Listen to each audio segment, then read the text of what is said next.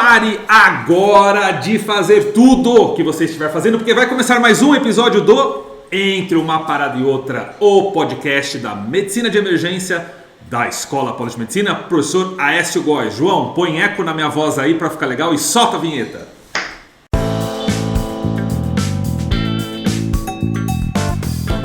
No episódio de hoje, temos aqui convidados mais do que especiais. Minha dupla amadíssima e querida de sempre, nosso preceptor João. Fala, Joãozinho, como é que você tá? Ei, Diego, tudo bem?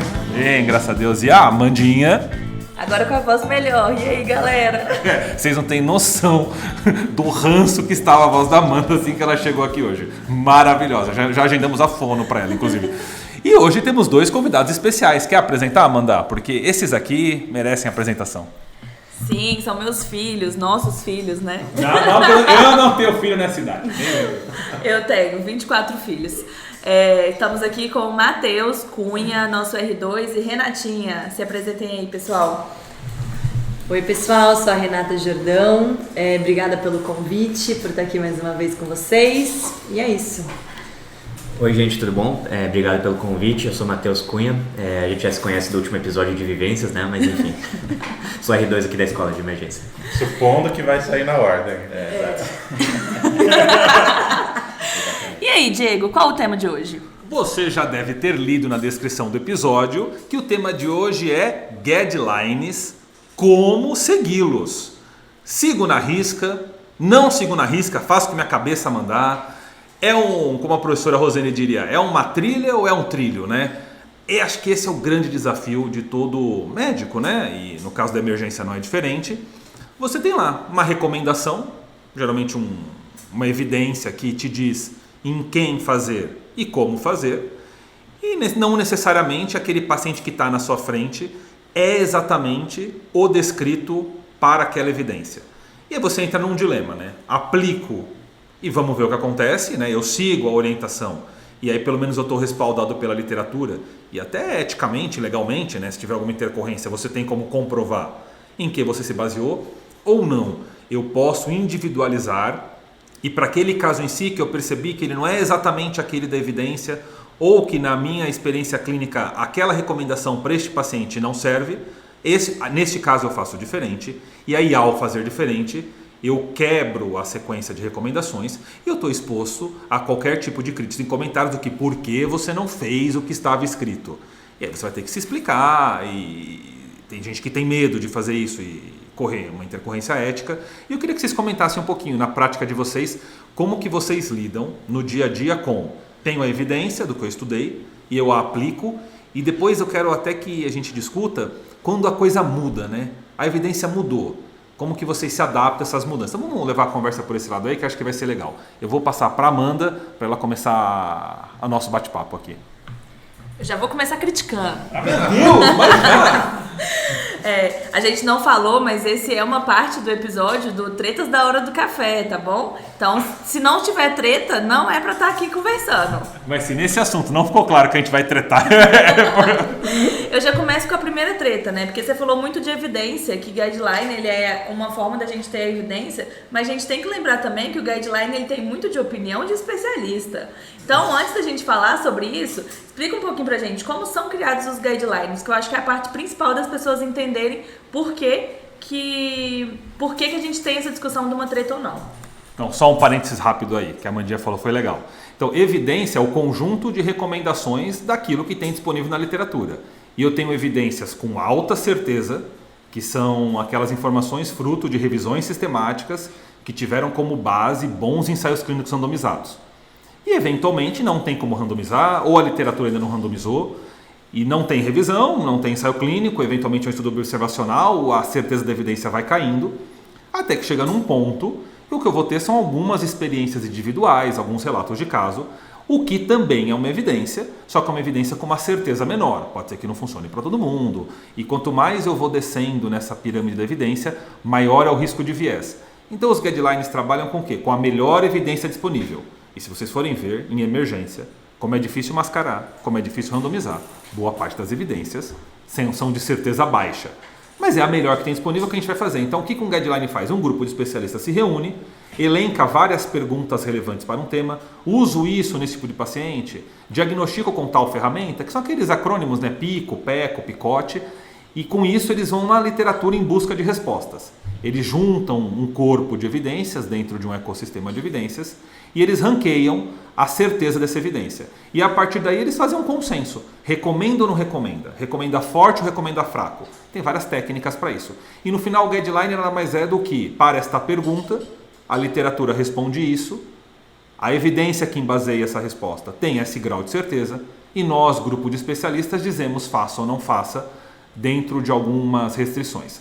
Aí os governos vão pegar essa informação, vão passar por um comitê técnico, uma Conitec, uma Anvisa, um NATS, um grupo de avaliação de tecnologias, e isso incorpora-se ao Sistema Único de Saúde, no caso do Brasil, aquela medicação, aquele tratamento, aquela recomendação, e as sociedades especialistas dão um respaldo para isso. No nosso caso, a Abramed vai lá e solta uma diretriz, solta uma norma técnica, solta um parecer. Em geral, este é o caminho. Muita gente faz um atalho, né? Lê um ensaio clínico no PubMed e sai fazendo. Não é isso que a gente está falando aqui, a gente está falando dos guidelines, das recomendações. Fecho meu parênteses, volto para Amanda. Então já vou começar perguntando, Matheus que gosta disso, Matheus adora essa discussão. Matheus, critique os guidelines. Pois é.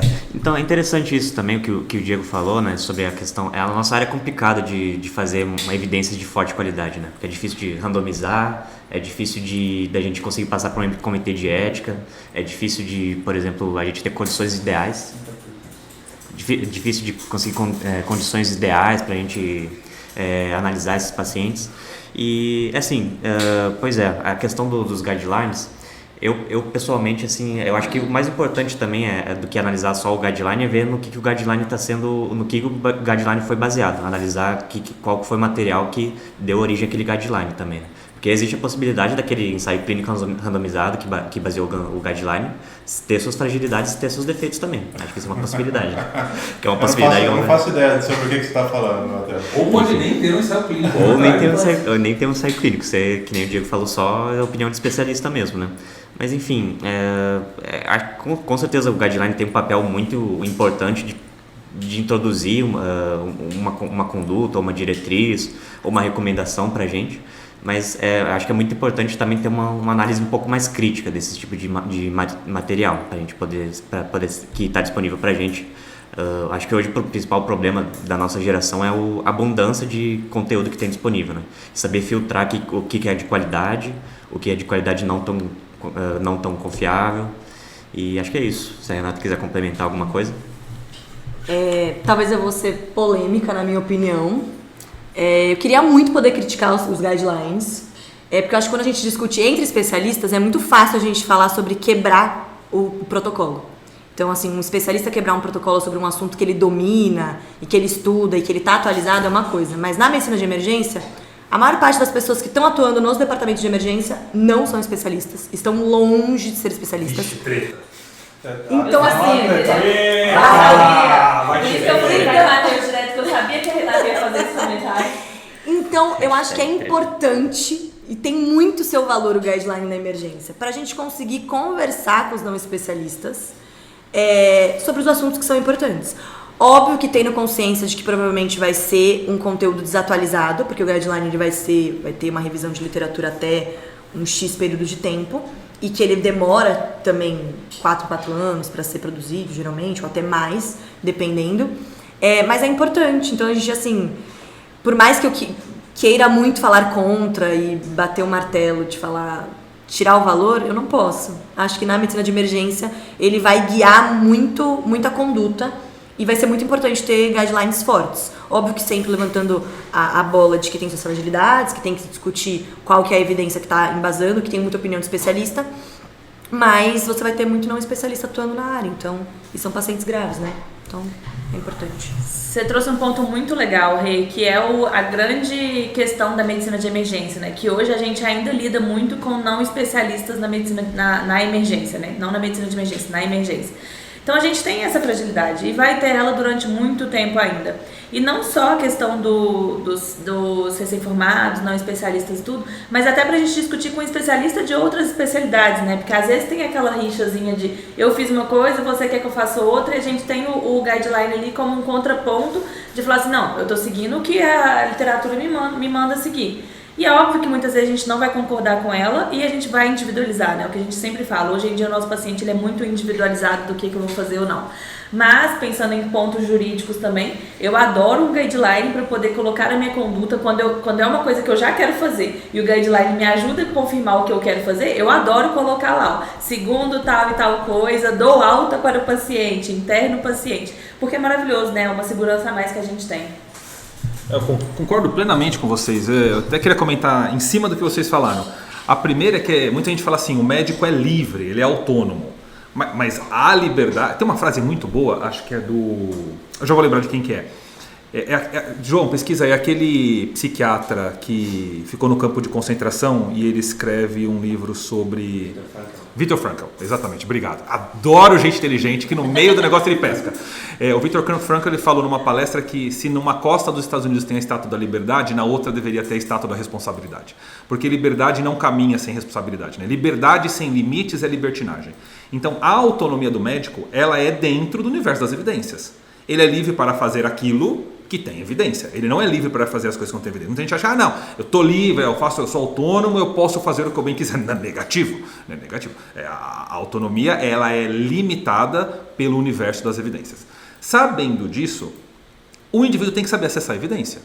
E aí eu vou falar em cima do que a Renata falou. Para um especialista já não é tão simples o guideline. Você tem que ter formação para saber ler um guideline. O guideline não vem escrito no idioma médico. Ele vem escrito no idioma de evidências. Ele tem lá a metodologia Delphi, ele fala sobre grade, ele fala sobre grau de evidência, nível de recomendação, classificação de Oxford. Então, se o indivíduo não sabe ler isso, o que ele vai fazer com a informação do guideline? Ele vai pescar aquilo que ele entendeu só. E ele interpreta no universo da cabeça dele e sai aplicando. Então, acho que o primeiro problema fundamental aí é saber ler o consenso, o guideline, a diretriz. Se o especialista em emergência já tem dificuldade, deficiência de formação de ler, e aqui na escola a gente batalha para vocês saberem ler bem um guideline, imagine o não especialista, que além de não dominar a medicina baseada em evidências, não domina o vocabulário da medicina de emergência. Ele não vai conseguir ler. O primeiro problema é esse. E o segundo, que é em cima do que a Amandinha comentou, que ela estava falando exatamente disso, né? Como que eu adequo ou não. Eu só queria explicar melhor a frase da professora Roseni. A professora Roseni, lá do HC, uma anestesista, ela fala que guidelines são trilhas, não são trilhos. Se você interpretar o guideline como um trilho, você vai fazer único e exclusivamente aquele caminho. Agora, se você entender que o guideline é uma trilha, você tem um caminho que te mostra talvez uma rota mais segura, mas eventualmente você pode sair da sua trilha e encontrar novas trilhas ou até mesmo criar as suas próprias trilhas, caso você encontre alguma coisa diferente. Eu acho que é uma analogia espetacular sobre como a gente assimila, né, o guideline nas nossas vivências. Mas até isso você precisa de maturidade, né, para você entender isso. Porque senão realmente a gente entra no caminho do trilho e vai, né? Silêncio na mesa. Meu Deus. Eu achei que ia ser um episódio longo, mas a gente já falou que tudo. Isso? Então, se teve silêncio, eu vou fazer uma pergunta. Então. Vocês trouxeram essa questão, a utilidade maior do guideline para alguém que não é especialista. E o Diego traz essa outra questão, que é o especialista já não tem a vivência não especialista já não tem a vivência de leitura de guideline, muito menos a vivência de emergência.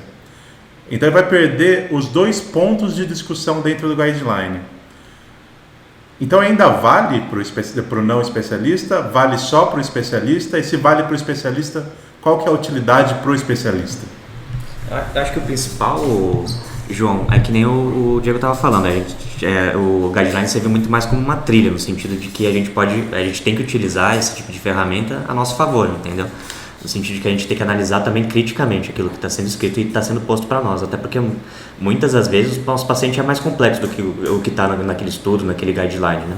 A gente não pode simplesmente levar aquilo ao pé da letra e tentar aplicar a nossa realidade, o que muitas vezes não foi feito para o nosso cenário, né? A gente tem que saber interpretar aquela informação que está lá pra gente. Acho que nesse sentido, assim, que o guideline tem a maior, como é que eu posso dizer, maior serviência para nós nesse sentido, sabe? E basicamente acho que é isso. Sim. E acho também que é importante para o especialista quando a gente estiver visitando as outras especialidades. Principalmente a gente que é emergencista, que a gente tem uma gama de assuntos que a gente tem que dominar. É importante a gente ter um local seguro que vai discutir com qualidade uma evidência. Óbvio que eu vou ter a crítica de saber que pode estar desatualizada, que vai ter a opinião do especialista, mas que eu vou revisitar as outras especialidades nos consensos delas também.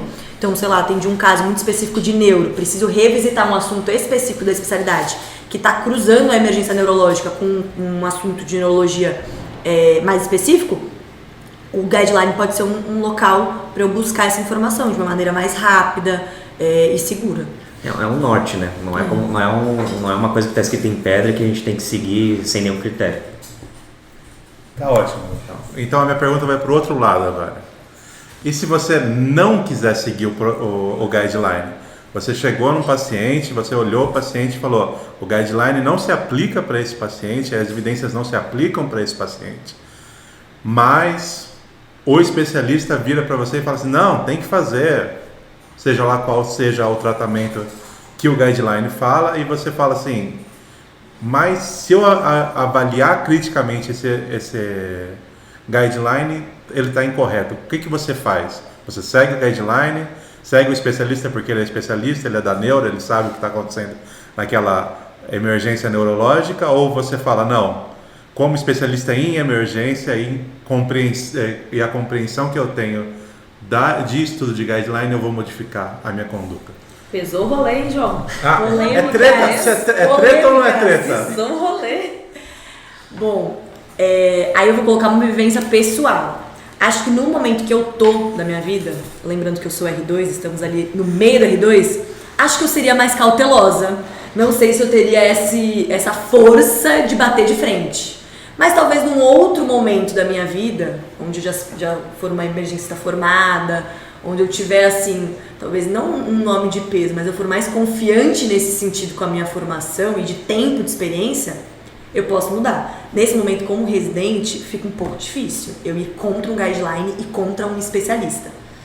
Não sei se vocês que já são emergencistas formados há mais tempo... Vamos dar a chance do Matheus falar e depois a gente joga a bomba para a Amanda. Então, eu tenho uma filosofia meio pessoal quando eu estou numa situação de emergência que é primo um não sério, sabe? Primeira coisa que eu tenho que pensar é não prejudicar, que aquela conduta que eu estou tomando não vai prejudicar o paciente de alguma maneira. Assim, eu tendo a ter uma conduta nesse sentido um pouco mais conservadora. Assim, se alguém me fala para fazer alguma coisa que eu acho muito duvidosa, eu tendo a pensar 10 vezes antes de fazer aquilo. Principalmente assim, claro, isso varia muito conforme cada situação, né? Depende de qual especialista a gente está falando, depende de qual guideline a gente está falando, qual situação que a gente está. Mas assim, eu tendo a ser mais conservador nesse tipo de situação, sabe, João? Não sei se eu respondi essa pergunta ou se eu só sabonetei. Mas... Essa mesa está extremamente lisa, que eu tenho que tomar cuidado com o computador não escorregar. Tá bom, então vou trazer um outro lado. Cara, é o seguinte, é uma pergunta muito complexa da gente responder, porque nós, como emergencistas, e assim, tô jogando a discussão pro lado da gente discutindo com especialistas de outras especialidades, a gente tem uma tendência a avaliar o paciente como um todo, como uma síndrome, né? Então, assim, muitas vezes quando a gente entra numa discussão, que assim, eu tô discutindo com um neurologista, mas eu acho que talvez tenha alguma outra coisa ali por trás que ele não pensou, porque ele tá muito enviesado no lado dele, eu tenho a responsabilidade e obrigação de mostrar o porquê que eu estou indo contra o que ele tá me falando, entendeu? Só que pra você fazer isso, você tem que ter um culhão muito grande, e você tem que ter uma sabedoria muito grande, e você tem que ter uma técnica e um conhecimento muito grande sobre aquilo que você tá falando. Então a discussão ela vai para dois lados, assim. Primeiro você está discutindo com um especialista que já te conhece, que vocês são colegas de plantão, diretamente vocês discutem casos juntos, e você já tem um know-how ali de como lidar com aquela pessoa e daquela pessoa também dela olhar pra você e ela te respeitar como especialista. Outra, você tá discutindo pela primeira vez com uma pessoa que você não conhece e ela não te conhece também e vocês vão ter esse primeiro atrito. São formas diferentes de abordagem e com certeza o que vai sair dali também vai ser muito diferente. Porque quando você está discutindo com uma pessoa que já te conhece, que te respeita como especialista, muitas vezes você fala uma coisa, ela vai comprar porque é você falando. E isso muda totalmente, porque às vezes ela não concorda com você, mas ela te conhece, sabe que você não está falando isso à toa, ela vai comprar independente. Outra coisa é você discutir com uma outra pessoa que não te conhece, aí você tem que ter muito mais evidência e muito mais coisa palpável para você poder usar como argumento para ela poder comprar. E aí mesmo assim pode ser que vocês não entrem num consenso. E aí vai entrar a parte mais importante da medicina de emergência e da medicina como um todo, que é a politicagem. Na verdade não é nem não é nem a gente fez uma curva para a esquerda de repente. Não, mas não, eu falei errado, não é politicagem, mas é saber se comunicar. E aí entra muito do soft skills, né? Da gente saber lidar com a pessoa. Porque muitas vezes se você souber se comunicar, se você souber argumentar, você consegue argumentar até sobre uma coisa que você não concorda, mas você consegue fazer a pessoa concordar com o que você está falando. Eu tenho um exemplo maravilhoso disso, que foi no ILAS do ano passado, que eu vi a Flávia Machado defendendo uma coisa que ela não defende na vida real, mas que era um jogo que eles estavam falando, e eu saí de lá totalmente convicta de que ela estava certa. Eu fiquei maravilhada com essa mulher, inclusive fica o convite aí, doutora Flávia, para a senhora vir aqui debater com a gente, porque foi incrível. Eu saí de lá admirada, falando, preciso melhorar minha argumentação. Doutora Flávia, clássica ouvinte do nosso podcast, manda mensagem toda semana falando com a gente.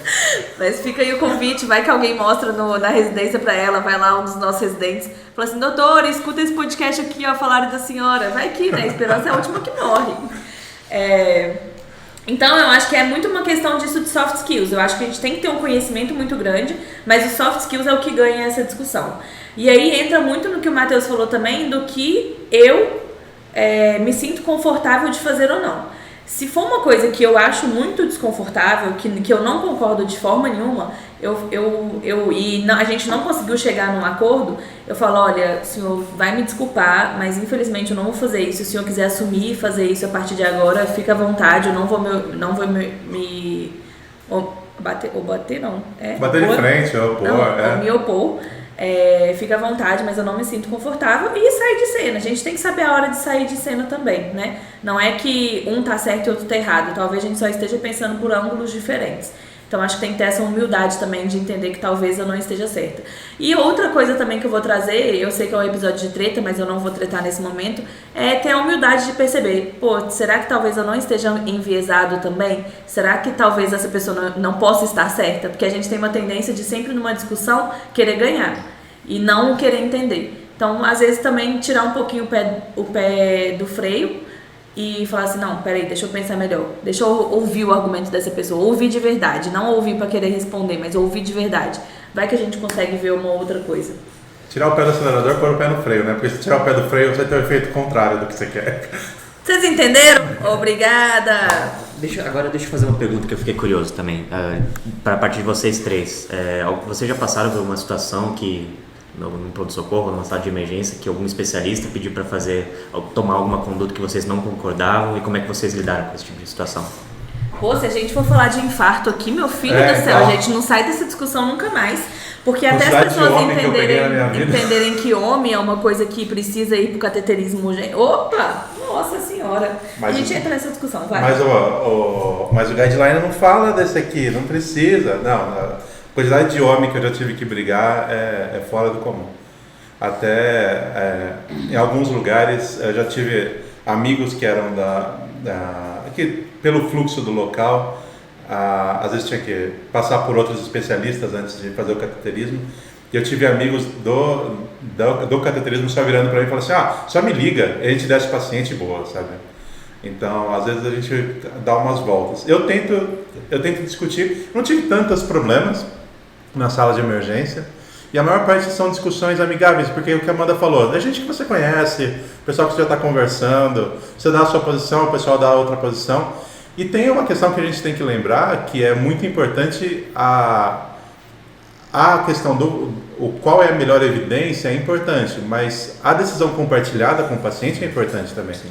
Então, a hora que você apresenta para o paciente as evidências, o paciente tem capacidade de fazer, dar a posição dele do que ele quer. Então, é capaz que você fale assim, a melhor evidência é essa, o guideline fala isso, os riscos são esses, o que você prefere? E o paciente fale e acha uma melhor opção, um lado ou outro. Daí, de qualquer forma, você está baseado em evidências concretas, boas evidências, você pode seguir o barco.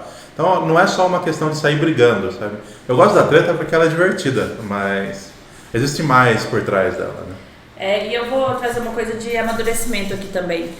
Eu já fui muito mais treteira do que eu sou hoje em dia. Eu sei, gente, quem me conhece sabe que eu treto ainda bastante. Mas quem me conheceu há 4 anos atrás, meu amigo, eu era o próprio dragão. E a gente vai aprendendo ao longo do tempo que a maioria das discussões que a gente ganha não é porque gritou mais ou porque falou mais, é porque você ouviu mais, na verdade. Então, eu sei que a gente fala de treta mesmo, mas na vida a gente tem que tentar tretar o menos possível. Eu já aprendi isso muito na dor, então eu tô falando isso aqui como uma dica pra vocês, pra ninguém ter que passar por isso, porque realmente, às vezes é difícil de você voltar ao caminho. Alguém mais quer falar alguma coisa? Treta? Vai? Cara, não, acho que não. Eu queria saber mais de vocês, principalmente vocês dois, que já estão numa fase um pouco mais avançada da carreira, né? Mas acho que era basicamente isso, assim, que eu queria saber. Tá bom, então eu acho que é isso. Muito obrigado pela presença de vocês aqui, pela discussão. E a discussão continua aí nos comentários. O que você acha? Segue o protocolo à risca? Não segue? Sai na briga com todo mundo que aparecer na emergência? Não, o paciente não precisa colocar a posição dele. O que você acha? Fala aí, diz pra gente. E esse foi o Entre uma Parada e Outra. Podcast da Residência de Medicina de Emergência da Escola Paulista de Medicina, professor Dr. Aécio Góes. Ai, gente, eu amo ao vivo, entendeu? Esse foi mais um episódio do Tretas da Hora do Café. Estamos aqui com vocês. Na próxima treta, queremos vocês aqui pra dizer o que vai vir o anjinho e o diabinho do nosso ouvido.